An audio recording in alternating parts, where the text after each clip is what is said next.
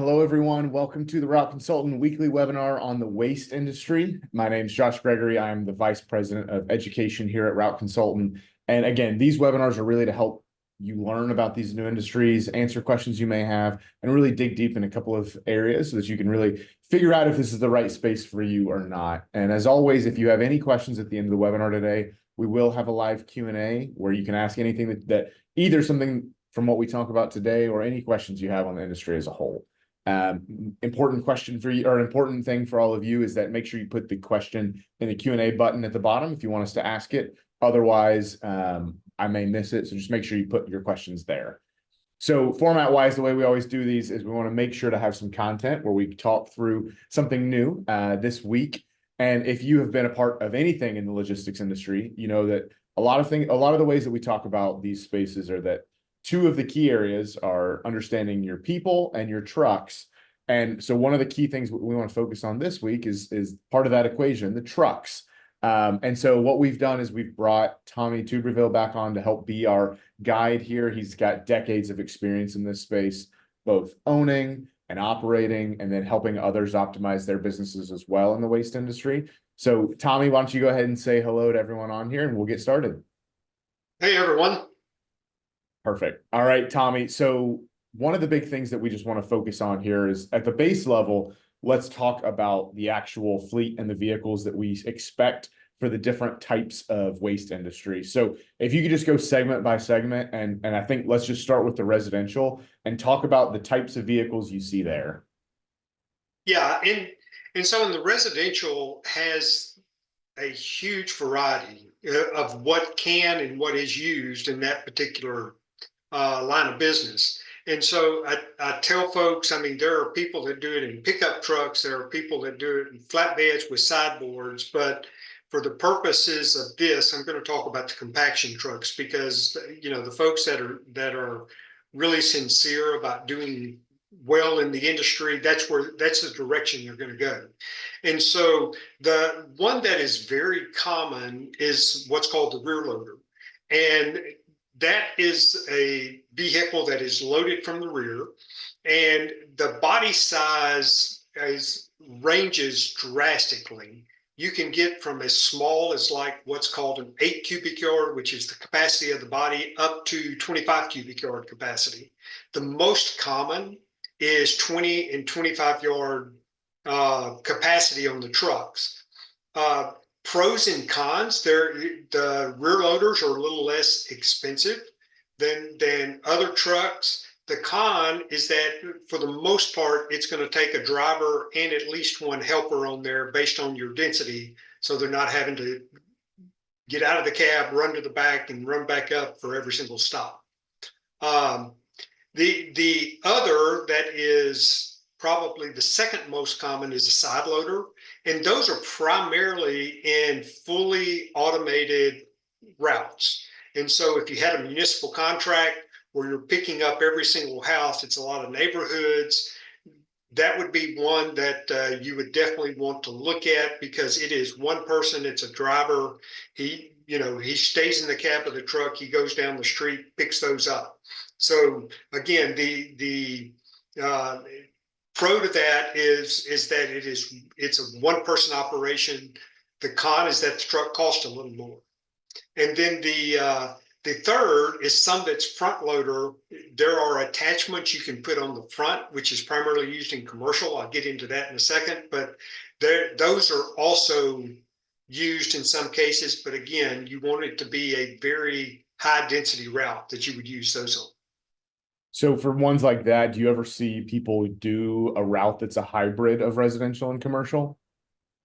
Yes, you do that, but it's more with rear loaders and side loaders because the front loaders, it's an attachment that would have to be moved. So rear loaders and side loaders, there are attachments you can add, but it doesn't impact whether you anything that has to be mechanically changed. It's just an attachment that goes on the truck. Got it.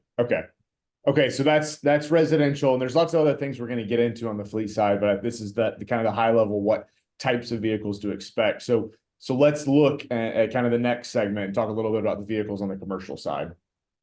Yeah, the commercial side is predominantly front end loaders. They're the ones that have the forks, go in, you dump them, raise them up over the cab of the truck, and dump them. They are those are the ones that one person. About the only time a driver has to get out of the vehicle is if they're opening up a gate to an enclosure or something of that sort. They are high capacity. Um, and that's just by far the most common. But as you mentioned earlier, Josh, there are some commercial that maybe use a rear loader or a side loader, but most of those would be in a rural setting where they're kind of mixing residential with commercial, where it's very rural, and where they're able to mix those two together and not dedicate a strictly commercial route. Got it. Okay. So that's the main one. So let's talk about the third segment. Can you kind of go over industrial and what types of vehicles you see there? Yeah, so industrial, that's the ones that the truck bodies are basically the container it holds the waste. And most common there is just a straight truck. So it and has a tilt body on it, tilts up, you roll the container on, roll it off. The other thing that you do see in the with smaller containers or trailers that are pulled behind a heavy duty vehicle. And those are not going to be a huge industrial plant, but those would be ones that would be used more in a home remodeling project or just a cleanup at a house or a small type business. Got it. Okay. Now, I think the big other part of this, especially when we're talking about the industrial side, are the containers and the things that you need, the different types of containers you can have there. Can you talk a little bit about even just defining that for people and then kind of explaining a little bit of the categories there? Yeah, so we'll start with commercial.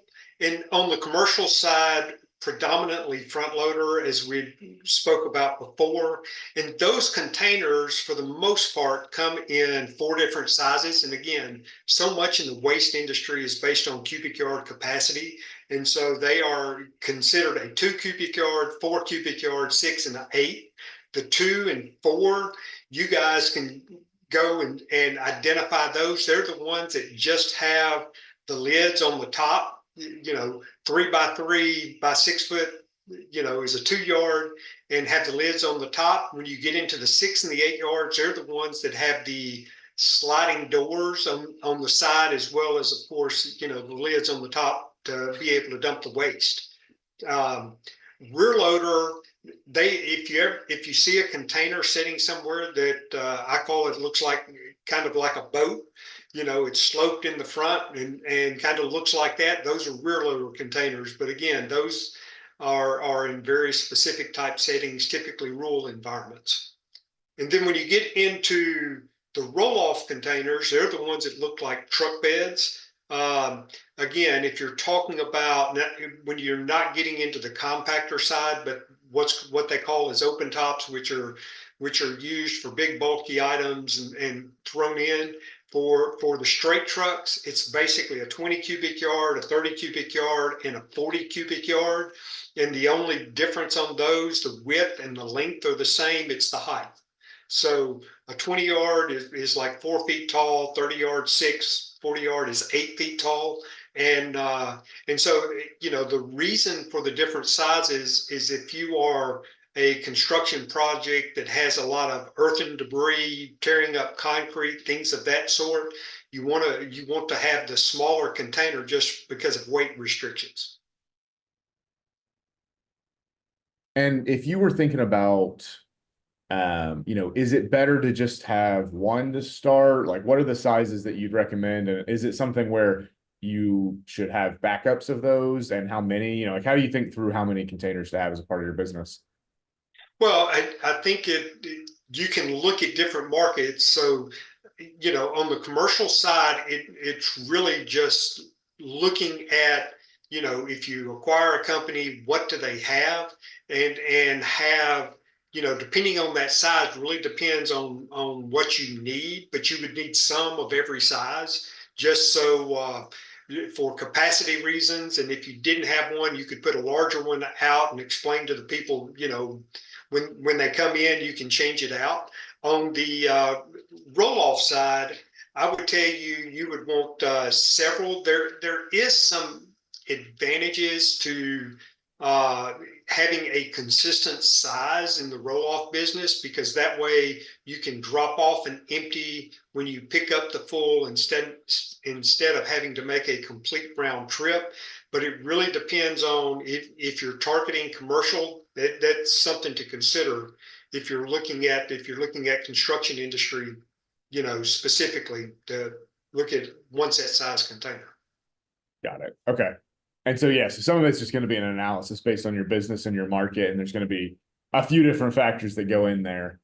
Okay, so that's a really helpful kind of overarching theme of the types of vehicles and containers that you'll have based on the segment that you're really attacking. Now, a few other questions here. So first, are all of these vehicles diesel? Do you see any gas or any electric in this space? The vast majority of them are diesel, because they are heavy duty trucks and they're straight trucks. And part of the reason for that is also because these trucks, although they may be sitting still, they're still working with the idling and the hydraulics and things of that sort. And so the diesel helps in that regard. There are some electric trucks in the space. And again, just like any other electric truck right now, the views on those are mixed. You got it. Yeah. And those are always also going to be state and market dependent. You're going to have more incentives to buy electric in a market where the state's giving you financial incentives and it's easier to find a charge station, all those things to think about. Now, with the size of some of these vehicles, can you always get gas at a normal gas station, or do you need to go to something like a truck stop? No, you don't have to go to a truck stop. You just need to be aware of any height restrictions, if they have awnings over the pumps that are low. But most places now have diesel. And but I would tell you, just from a maneuverability standpoint, truck stops give you more space, but it's not necessarily required. Okay. Yeah. But obviously you don't want the risk of your guys hitting a bunch of random cars at the gas station. So ideally you find the ones either that are spaced well enough or just truck stops. I think that makes sense. Yes. And then, so when you're thinking about pricing, I know there's going to be a big range here, but how do you what's kind of some common ranges on these vehicles in terms of the pricing? Well, ranges on vehicles is, like you said, depends on the condition, the age, and all of that. And so I would tell you, you're probably not going to find anything under 20,000, and I would probably question doing anything with that vehicle. But if you look at just kind of new pricing, and so it goes down from there. But a rear loader truck, a brand new one, 25 yards, going to cost about 250,000. A side loader is probably going to cost somewhere in 350 to 375. A front loader is going to cost around 400,000, and then the roll off is going to be about 210 to 225. And so that's new. So anything, and so they range anywhere from about 20 to those prices based on age and condition. Yeah. And any recommendation there on buying used versus new? Well, I think, the big thing, I don't have a problem, especially as you're building a business with used, but you want to make sure that you've got some good maintenance records that go along with that, because as with any business, some guys take great care of their equipment, and maintenance on these trucks are critical, versus others that just run them till they don't run, then they try to get them fixed. Yeah. Or sell them to you, right? Exactly.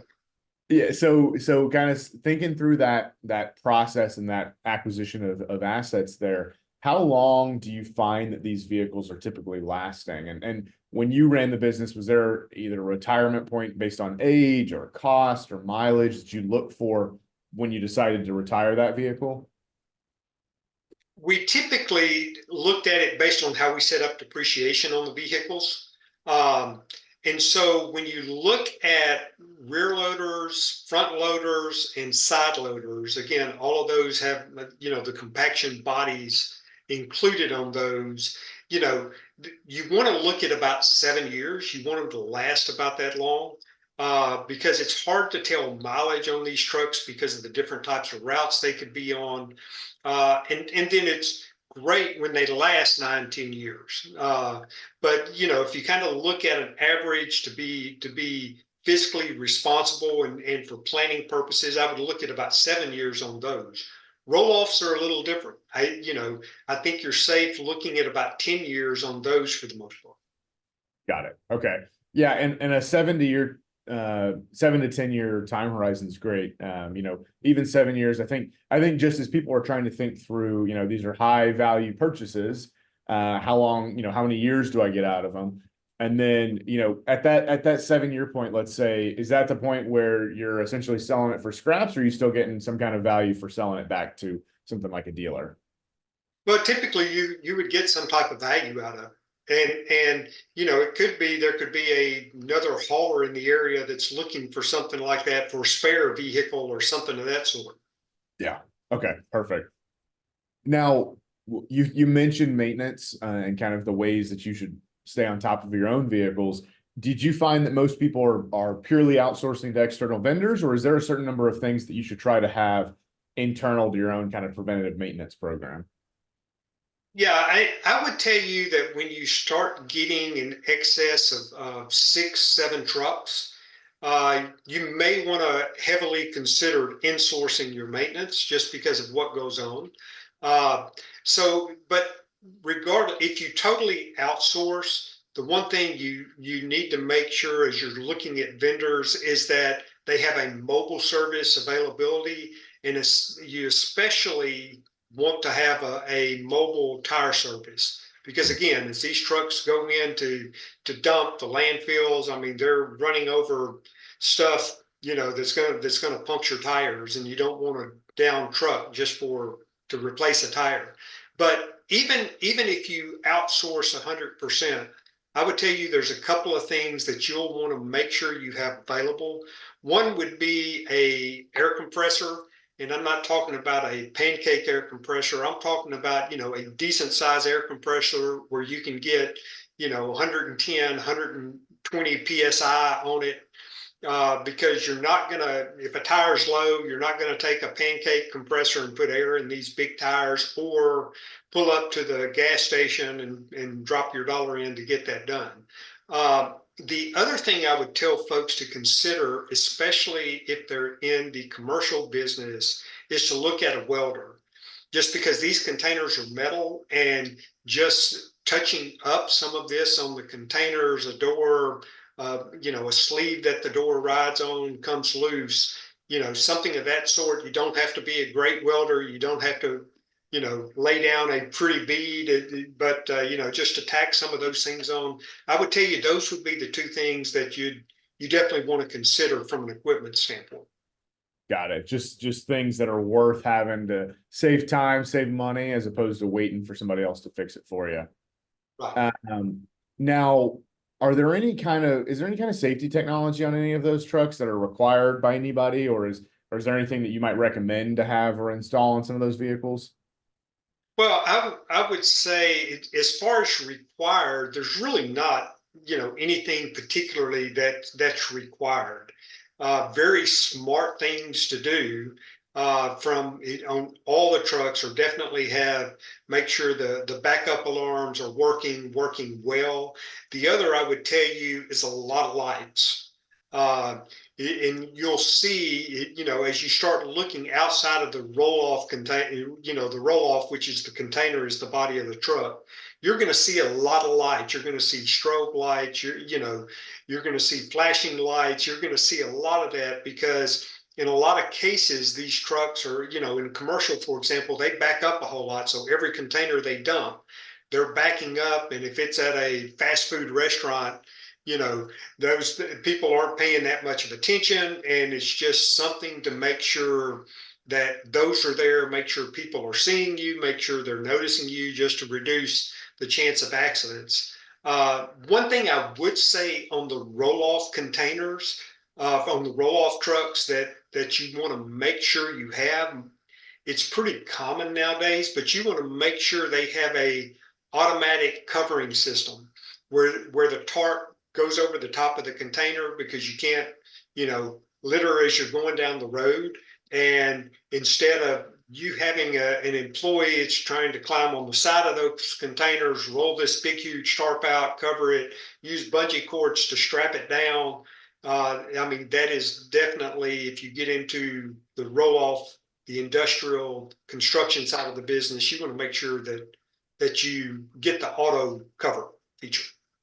Got it. Yep. Yeah. I think that makes, it's little things like that that I think are really, you don't find out you need it till you find out something went wrong. So when you're thinking about, you're thinking about your overall business and you're thinking about, how many vehicles do I actually need? Is there any kind of metric that you would point to that you would use to decide, okay, hey, I'm reaching the point where I'm going to need another vehicle? Is there any good way to do that, to decide I'm getting enough or too much volume where I'm at the point where I need to add a vehicle? Well, I think really it's in the residential side, it is matching the truck body, the type of truck, to the amount of productivity you can get based on your density. And so I'm going to throw out some things, it could be something you might want to take some notes on, but if you're in a rural area, you're not going to want one of the big 25-yard trucks. I mean, that's just the maneuverability in doing that.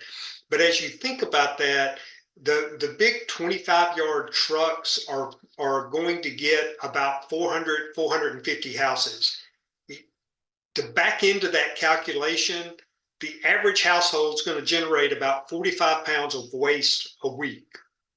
These trucks, these compaction trucks, depending on the size, the smaller aren't going to be as much, but you're going to get between 650, 700 pounds per cubic yard of the capacity of the truck, up to 1,000, 1,100 pounds. And so as you're looking at that, if the most you can get, if the productivity, you're only going to be able to get, a couple of hundred houses on your route, then you don't want to invest in that big truck. And so if you start having a lot of neighborhoods and you're looking at, hey, I'm still running this route and I can add, another 150 homes to this just because of the density that's growing in an area, then you might want to look at changing trucks. Does that make sense? Yeah, it does. And then on the front end loader, you're going to get a 2 to 2.5 compaction ratio based on container yards. So, like I'd mentioned earlier, the trucks come in, or the containers are in different sizes, and so most of these trucks, they will tell you they're 40 cubic yard capacity on the front loader. There's 30 cubic yards that they will tell you can hold waste. So if you look at that, those are going to get about 1,000 pounds with a 2.5 compaction ratio per container yard. So that's going to tell you about when, in most cases, the truck's going to have to go to the landfill and dump. And in those, they'll make multiple trips a day, especially on the commercial side. Got it. Okay. Yeah. And I think, that's one that it's always going to be a kind of a more complex calculation and decision process there, but it's good to know that, they can come to us or they can come to you and we can talk through it and kind of help them make those decisions. So just a couple of other points here. So, we've talked about when to add a vehicle, but did you often find it was worth it to have a spare or reserve vehicle in this space? Yeah, I would tell you it's almost imperative to have a spare. Um, just because you can't go out and rent a waste truck. And if you're running Yeah. a route and you're using, a 25-yard rear loader and it goes down, you can have 4 pickup trucks, but that's not going to work.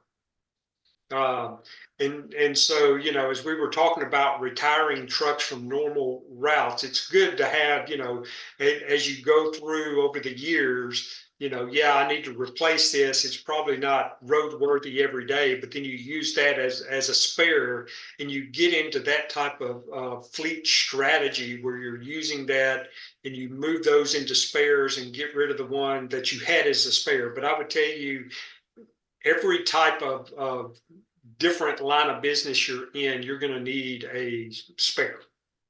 Got it. Okay. So having the spares worth it. And I think that's a good rule of thumb for just about any industry, but it's really it sounds like it's just as important here. So I think the last question here is, do you need an office space, and is that where you park your vehicles? And besides parking your vehicles, do you need any kind of space? Is there anything that you found it's imperative to have as a part of that office space to be a successful operator?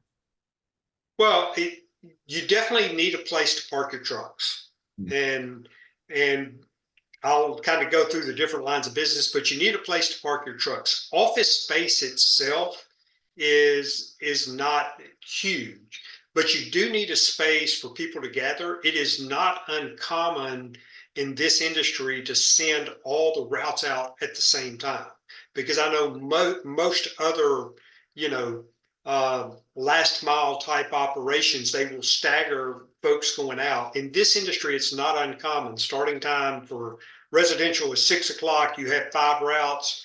Everybody meets it, everybody comes together and they all go out at the same time. So, you know, as much of anything you need from that regard, you need a place for those folks to gather. And it's a great place to have safety meetings and just last minute touch ups.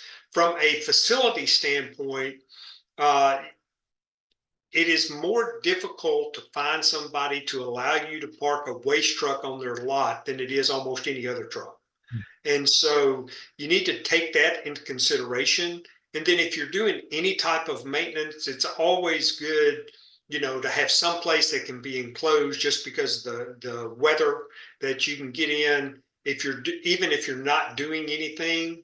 And then when you get into the commercial and roll off, you need space to store an inventory, because even if everything goes out, in your roll off, for example, you're doing construction work, those jobs are going to finish. When they come back, you've got to have a place to park them.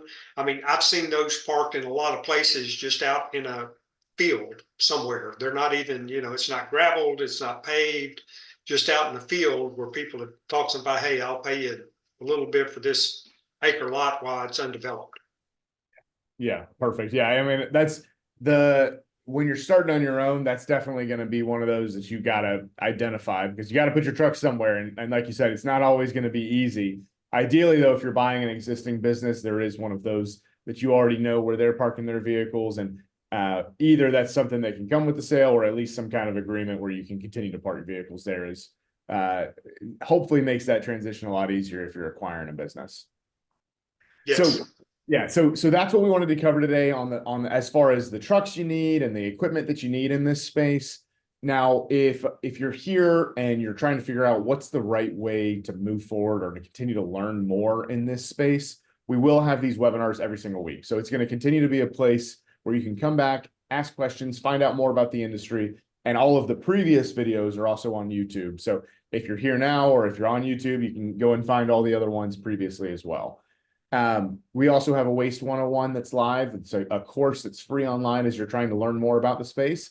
And we have a digital course online as well that's about to go live around our Waste Summit that's really designed as a digital crash course to get you kind of invested and learn about the space. And then we'll have an on-site workshop that comes with that, where you can come and meet our team, meet Tommy, meet others in the space, and continue to progress in your journey there.